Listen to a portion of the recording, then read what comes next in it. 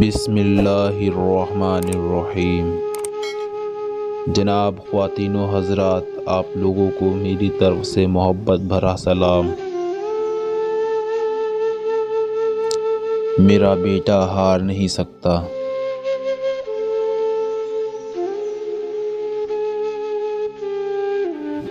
ایک شہزادہ جنگ میں گیا تو اس کی خبر یہ ملی کہ وہ ہار گیا ہے، تو سب نے مان لی کہ شہزادہ جنگ ہار چکا ہے۔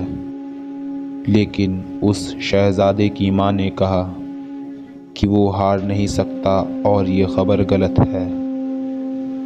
بادشاہ نے کہا، میرے پاس ایک یقینی خبر آئی ہے کہ وہ ہار گیا ہے، اور تم کہہ رہی ہو کہ یہ خبر غلط ہے۔ لیکن شہزادے کی ماں اپنی بات پر اڑی رہی، اور کچھ دیر گزری تو پھر سے خبر آئی کہ شہزادہ جنگ جیت کر واپس آ رہا ہے۔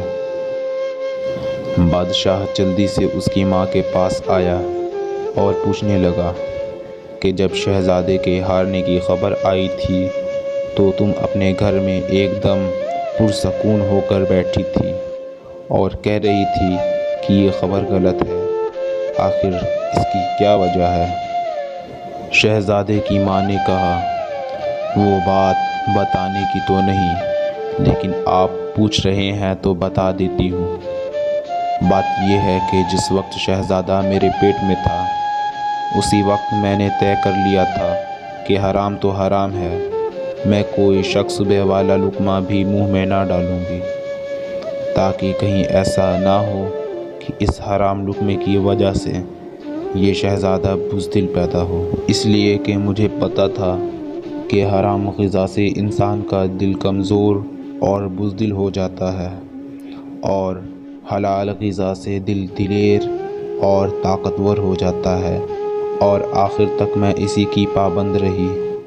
پھر جب یہ پیدا ہو گیا تو میں نے دو باتوں کی پابندی کی۔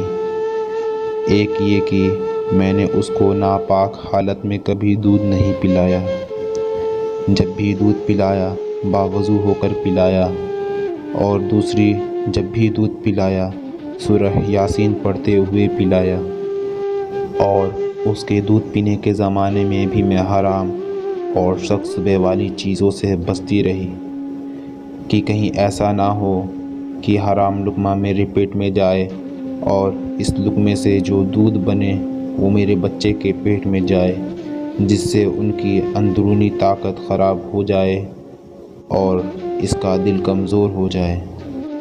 چونکہ میں نے ان باتوں کا اہتمام کیا تھا، اس لیے مجھے یقین تھا کہ شہزادہ بزدل نہیں ہو سکتا اور لڑائی میں اپنی بہادری دکھا کر جیت کر آئے گا، اس لیے میں نے اس کے ہارنے کی خبر کو غلط کہہ دیا۔